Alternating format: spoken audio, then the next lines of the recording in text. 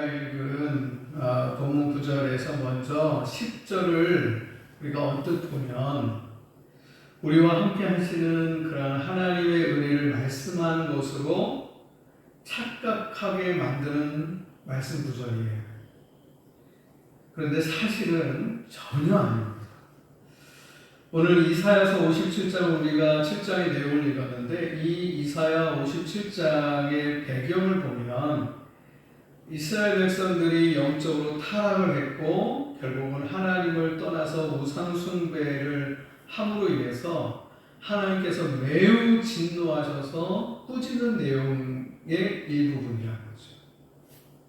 그러니까 이들에게 있어서 하나님의 함께 하시는 그런 하나님의 은혜를 이야기하는 내용 같아 보이지만 아니다라는 거죠. 한번 10절을 보시죠. 네가 길이 멀어서 피곤할지라도 헛되다 말하지 아니하면 내 힘이 살아났으므로 쇠약하여지지 아니함이라. 그러니까 길이 멀어서 피곤해서 헛되다 하지 않는 것은 왜 그러냐? 너의 힘이 살아났다.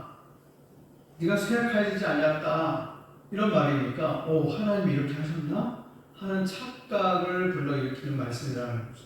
그러니까 정반대의 말씀이에요. 그래서 오늘 10절 먼저 이 10절 9절이 우리에게 주는 교훈을 먼저 한번 살펴보고자 합니다. 9절을 하나씩 뜯어서 한번 볼까요? 네가 길이 멀어서 피곤할 때에도 라고 했죠. 이 표현은 이스라엘 백성들이 먼 길을 가면서 온갖 수고와 노력을 다해서 자기 욕망을 이루려 했다는 뜻이에요. 그러니까 하나님을 배제하고 하나님 없이 내 멋대로, 내 마음대로, 내 방식대로, 내 뜻대로 살아가다 보니까 그 길이 짧지가 않고 너무 먼 거예요. 그러다 보니까 너무 피곤한 거예요. 내 힘으로 해보려고 하니까. 하나님을 의지하지 않고 인간적인 그런 방법으로 자신의 인생의 모든 문제를 해결하려고 애를 쓰는 모습을 내가 길이 멀어서 피곤하다라는 뜻이에요. 그래서 여기서 길이라고 했는데 내가 길이 멀어서 할 때 길이라고 했는데 이 길이 어떤 뜻이냐면 우상 숭배나 어떤 정치적인 동맹의 길을 비유를 해요. 그러니까 하나님의 보호하심과 하나님의 은혜 가운데 이 나라를 그 이스라엘을 잘 다스리려고 하지 않고 인간적으로 정치적으로 협상하고 뭔가 동맹을 맺고 그렇게 해서 뭔가 안전을 취하려고 하는 하나님을 배제하는 인간적인 어떤 방식과 방법을 사용하다는 거죠. 그러다 보니까 협상이 제대로 되겠어요? 동맹이 제대로 되겠어요? 자기 뜻대로 다 그 사람들이 또 내 비위를 다 맞춰주겠어요? 안 맞춰주죠. 그러면 안 되지. 상대국에서 상대 옆에서 내 뜻대로 내가 이렇게 해달라고 하는데 다 해주겠습니까? 안 해주죠. 그러니까 피곤한 거예요. 어려운 거예요. 거기다 또 하나님 뜻이 아닌 우상숭배를 계속하고 있고요. 자, 그러면서 이어서 하는 말하기를 헛되다 하지 아니하였음은 이라고 하죠. 이스라엘에서는 그렇게 애쓰고 피곤해도 이건 헛된 일이야 라고 깨닫지 않았다는 뜻이에요. 말하기를 헛되다 하지 아니하면 이 말은 뭐냐면 내가 그렇게 인간적인 방법을 가지고 그 문제를 해결하려고 애를 썼는데 이게 아니구나. 내 방법이 틀렸구나. 이건 헛된 거였어. 라고 깨닫지 못했다는 거예요.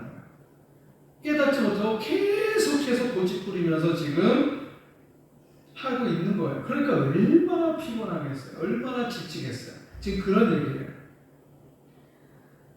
오히려 계속해서 세상적인 방법으로 이 방법 써보니까 안 되니까 또 요 방법 쓰고 요 방법 안 되니까 또 저 방법 쓰고 하여튼 돈으로 해결하려고 하고 권력으로 해결하려고 아첨으로 해결하려고 하고 뭐 물질로 막 받쳐갖고 막 해갖고 한번 해볼까 하고 비율을 좀 맞춰볼까 이 방법 저 방법 가지고 이렇게 저렇게 이 모양 저 모양으로 해봤는데 제대로 안 되는 거예요. 그러니까 이것도 안 되네 저것도 안 되네 이게 이런 방법으로는 안 되는 거구나. 이건 다 헛된 거였구나 하고 깨달아야 되는데 안 깨닫고 또 다시 저 방법 이 방법 또 정리해서 지금 하는 거예요. 하나님 찾으면 되는데, 하나님께 와서 기도하면 되는데, 하나님 찾지 않고 이 방법 저 방법 하니까 그 길이 보이지가 않고 너무 멀고 너무 피곤하다는 거예요. 그러면서 이 방법 저 방법 써도 이거 정말 헛되구나 하는 거를 깨달아야 되는데 그렇게 깨닫지 않았다. 그런 말이에요. 자, 그 다음에 이어지는 말이 뭐죠? 내 힘이 살아났으므로 쇠약하여지지 아니함이라. 살아났으므로 이 말은요, 잠시 성공하거나 만족감을 느낀 것을 얘기해요. 너의 힘이 살아났으므로. 그러니까 하다 보면 이 방법 써보고 저 방법 써보고 하다 보면 어떻게 먹히는 경우도 있잖아요. 아예 안 되는 건 아니지만, 그러니까 이걸 헛되다라고 또 깨닫지 못하는 이유 중에 하나가 뭐냐면, 되거든 좀 해보니까. 여러분, 도박하는 사람들 좀 보면요, 돈 끌어모아갖고 집도 한번 냈지 퇴직금 해갖고 막 어쨌든 그걸로 막 배팅하고 도박하고 했는데 실패하죠. 잃어버리죠. 근데 간혹가다 한 번씩 돈이 돼요. 확 땡겨져갖고 탁 돼요. 그러면 또 될 것 같거든요. 그러면 이제 뭐 전 재산부터 시작해가지고 그냥 사돈의 8점까지 그냥 돈 빌려가지고 막 또 해보고 하면서도 그 도박하는 사람들은 뭐라고 하죠? 이게 헛된 거라고 깨닫지를 않아요. 밤새도록 막 눈에 다크서클 있고 그냥 얼굴이 막 엉망진창, 몸이 엉망진창이 돼도 그냥 눈이 시뻘개가지고 지금 내가 이런 돈 찾아야지 이런 생각하지, 내가 지금 헛된 짓을 하고 있구나 하지 않잖아. 그래서 과거의 그 영광의 그런 어떤 생각을 가지고 있는 거예요. 그래도 내가 한 번 했을 때 그때 막 몇천만 원씩 한 번 팍 땡겼는데 그게 딱 들어오니까 또 되겠지 이런 거죠. 그게 바로 오늘 성경 구절이에요. 내 힘이 살아났으므로 쇠약하여지지 않아. 그런 맛을 보니까 계속해서 하려고 하는 거예요. 계속해서 세상적인 방법을 가지고 하려고 하는 거예요. 하나님께 돌아오지 않고 계속 그 방법을 가지고 사용한다는 거죠. 이해가 되시나요? 네. 그러니까 그 자그마한 하나님을 떠나서 인간적인 방법으로 얻은 그 잠깐의 그 성취감 때문에 하나님께 돌아오지 않았다. 하지만 그 만족은 일시적인 것이고 결국은 영적으로는 점점 쇠퇴해져가는 멸망의 길로 지금 접어든 상태다라는 거죠. 그러니까 오늘 이 구절은요, 우리에게 하나님을 떠나서 세상적인 방법으로 문제를 해결하려 하지를 말아라 하는 교훈을 주고 있어요.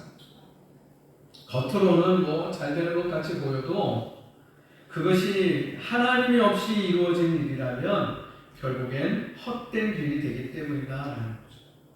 그러니까 우리는 때때로 하나님보다 빠른 해결책을 찾으려고 하죠. 그러나 나의 삶에 뭔가 실패하고 뭔가 망하고 뭔가 무너졌을 때 그것을 다시 돌이켜서 회복하려고 할 때 그 참된 회복, 다시 살아나게 하는 힘은 인간의 노력에서 얻어지는 것이 아니라 하나님과의 관계가 회복이 될 때에만 그 회복에서 비롯된다. 참된 회복은. 그것을 오늘 성경은 이야기하려고 하는 거예요. 그래서 10절은 이 방법 저 방법 써봤자 네가 안 될 거야. 너는 후회하지도 않을 거고 잠깐의 성공에 거기에 만족감에 취해가지고 계속해서 고집부리면서 멸망의 길로 가거든. 너 그러니까 안 되는 거야.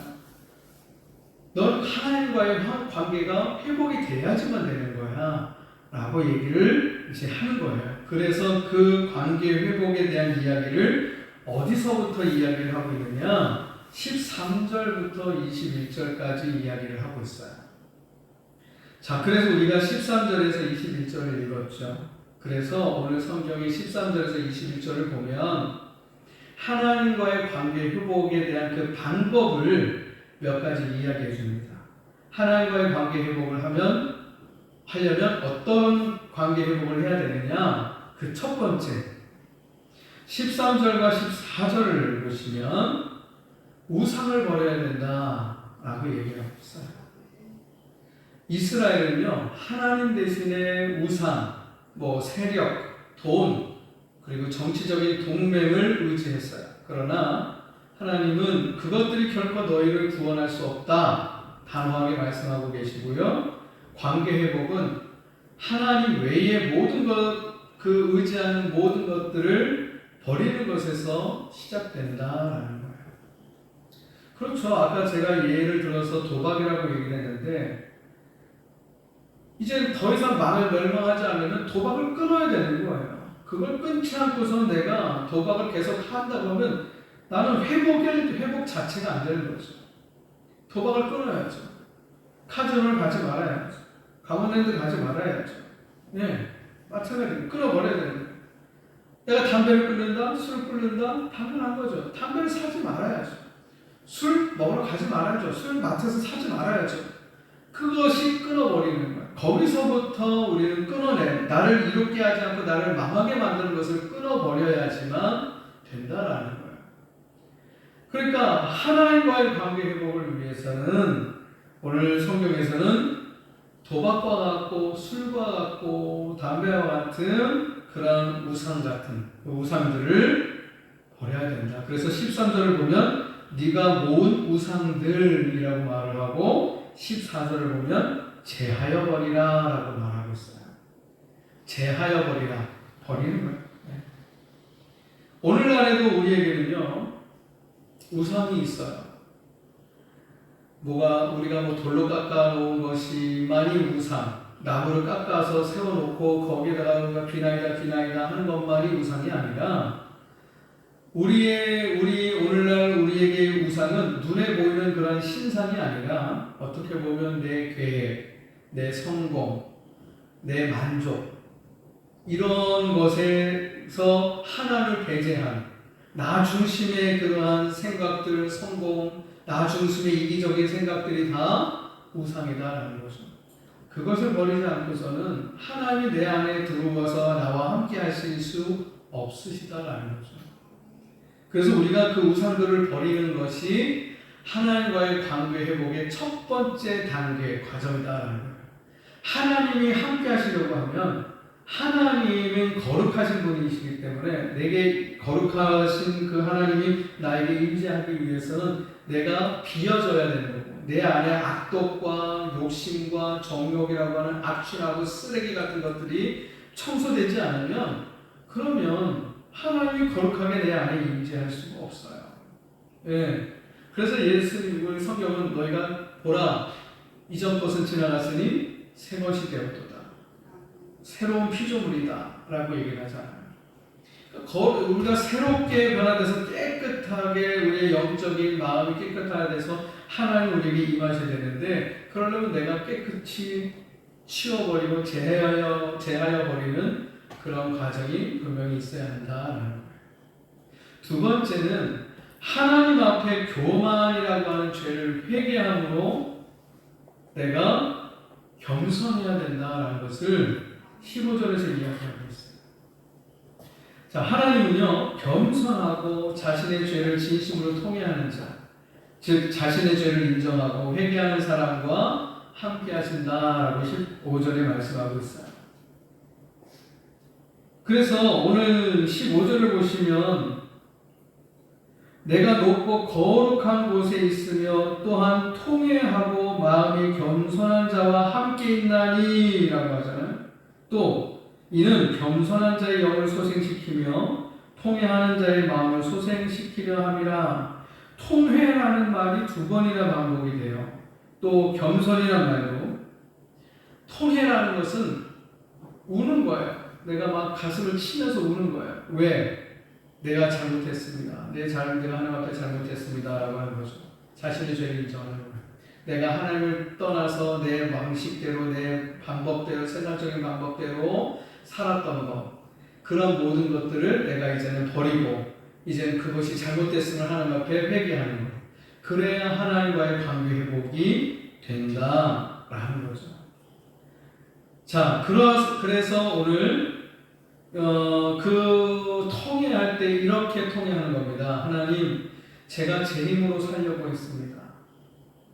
하나님 없어도 내가 얼마든지 살 수 있다. 하나님 없이도 내가 사업을 잘할 수 있고, 하나님 도움 없이도 내가 공부도 잘할 수 있고, 내가 굳이 기도하지 않아도 내가 똑똑하니까, 내가 뭐 아는 사람 많으니까, 내가 또 지인들도 많고 나를 도와줄 사람들 많으니까 굳이 내가 기도할 필요성도 느끼지 못하고, 그 사람들과 한번 꾼짝꾼짝하고 잘하면 회의도 하고 뭐 이렇게 팀워크가 잘 되면 뭐 잘 될 것 같고 돈도 잘 벌 것 같고, 그러니까 굳이 뭐 기도할 필요도 없고, 뭐 굳이 뭐 교회 나가서 예배할 필요도 없고, 교회 가서 예배할 시간에 내가 기도할 시간에 내가 미팅 한 번 더 잡고, 또 바이어 한 번 또 더 만나고, 거래처 한 번 더 뚫고, 그게 더 낫지.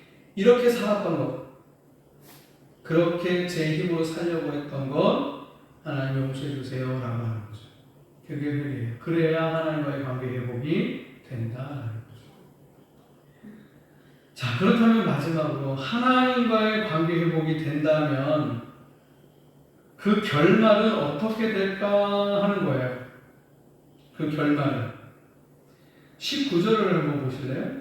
19절을 보면 내가 그의 길을 보았은즉 그를 고쳐줄 것이라, 그를 인도하며 그와 그를 슬퍼하는 자들에게 위로를 다시 얻게 하리라 라고 했어요. 그래서 19절을 보면 내게 임했던 불행이 완전히 고쳐지는 그러한 축복을 경험하게 되는 거예요. 하나님과의 관계 회복이 되면. 그래서 하나님의 평강이 임한다라고 했어요. 자, 그렇습니다.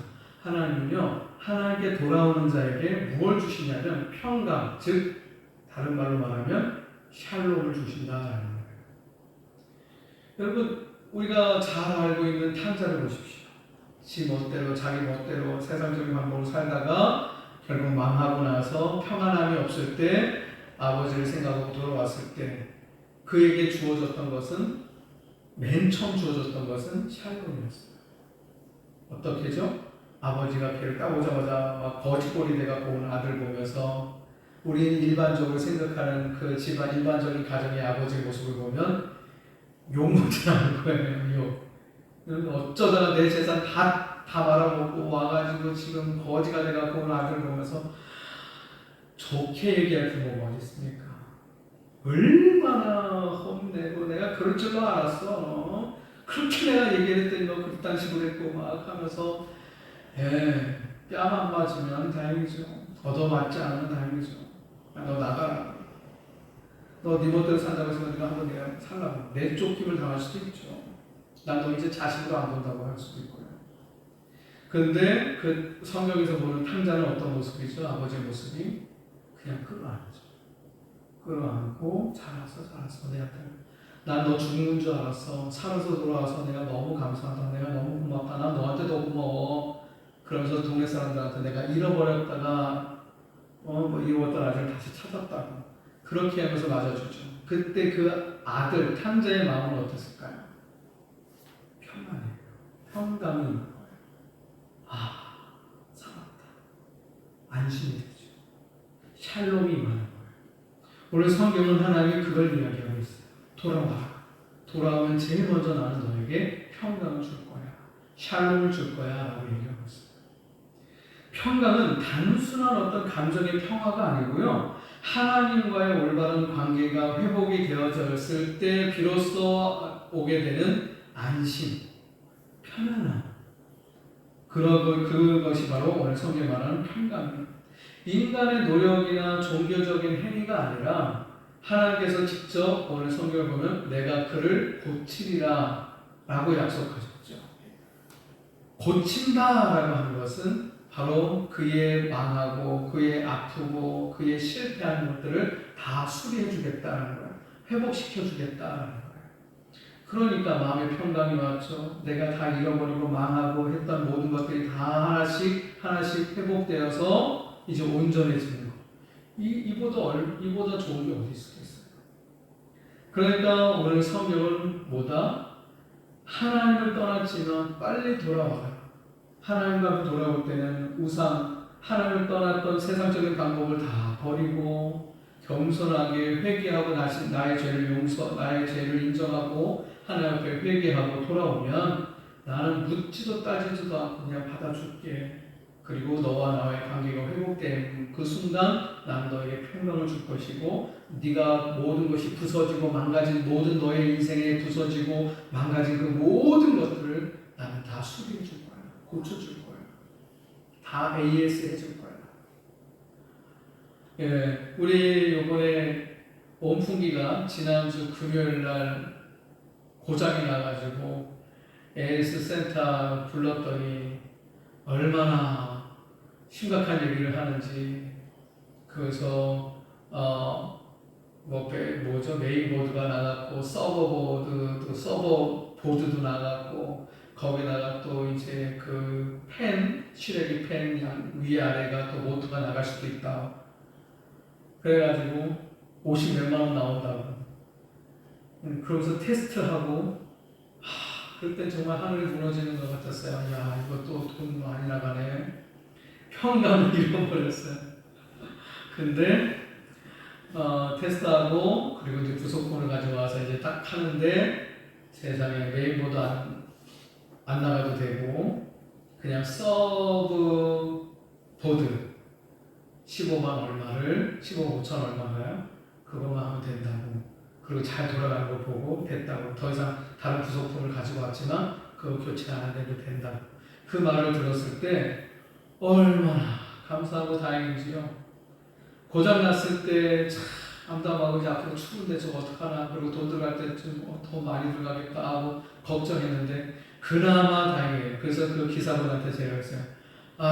그나마 다행입니다. 그나마 다행입니다. 너무 감사합니다. 비록 15만 얼마, 5천 얼마, 8천 얼마는 나갔지만 그 돈이 아깝지도 않고 너무 감사한 거죠. 수리를 하는 그 순간. 그래서 오늘 사모가 딱 예배에 딱 들어서 딱 앉는 순간 따뜻하다 라고 하는 그 말이 또 그 말을 듣는 제 마음에도 얼마나 따스함을 줬는지 모르겠어요. 예. 여러분, 망가지고 부서진 것을 다시 수리했을 때, 원상복귀 됐을 때 오는 그 마음의 평안함, 이루 말할 수가 없어요. 하나님은 다시 당신을 떠나서 세상적인 방법을 가지고 살았던 그러한 사람들이 실패하고 그러면서도 하나님께 돌아오지 않는 그러한 사람들에게 하나님 오늘 말씀은 메시지가 너 길이 얼마나 멀고 험하고 피곤한지 아니? 너 알잖아. 근데 왜 그렇게 고집부려? 왜 그렇게 네가 그 모든 것이 헛되다라고 깨닫지 못하니? 돌아와서 너가 그렇게 하나님을 떠나서 중요하게 여겼던 그 세상적인 방법과 그 우상들을 다 제하여버리고 그 모든 것들이 정말 잘못이었습니다. 죄였습니다. 하나님 용서해 주세요 하고 돌아오기만 하면 나 언제든지 받아줄 용기가 있어. 그리고 나는 네가 그동안 부서지고 망가졌던 그 모든 것들을 나는 다 AS 해줄 거야. 이것이 얼마나 큰 은혜입니까? 그러므로 사람은 언제나 살다 보면 하나님의 뜻 가운데 살아간다고 하지만 여러분 앞에 서 있는 목사도 때로는 중요한 결정과 선택의 기로에 서 있을 때 하나님이 원하시는 방식보다는 세상적인 방식이 더 낫다고 생각해서 또 거기에 또 비중을 두고 거기에서 생각하는 경우도 있죠. 살다 보니까 돌이켜보면 내가 그때 내 욕심이 좀 앞섰구나, 내 생각이 좀 세상적인 방식을 따랐네 하는 경우가 왜 없겠어요. 목사도 사람인지라 실수할 수 있거든요. 그런데 그럼에도 불구하고 제가 이 자리에 서 있는 것은 그때마다 또 깨우침이 있고 하나님이 깨닫게 해주셔서 내 잘못을 또 회개하고 하나님 앞에 반성하고 하나님 제가 잘못했습니다 하고 돌이켜서 하나님 앞에 죄를 고백하고 회개함으로 인해서 하나님과의 다시 단절되었던 관계가 다시 회복되어지고 하나님 앞에 모든 죄를 자복하고 회개하고 하나님 앞에 돌아옴으로 인해서 또 거기서 하나님이 주시는 위로와 그 평안이 있으니까, 그리고 다시금 하나님이 내 인생에 부서지고 망가진 것들을 하나씩 고쳐주시고 수리해 주시는 것들을 보게 되니까, 그래서 지금도 이 단상에서 제가 서 있는 이유가 그런 간증이, 그런 삶의 그런 증거들이 저에게는 분명히 있기 때문에 이 자리에 서 있는 것 같아요. 여러분 모두에게도 그래서 하나님과의 관계 회복, 내가 하나님과의 관계 회복이 무엇이 있어야 되나 한번 생각해 보고 기도했으면 좋겠습니다. 기도하겠습니다.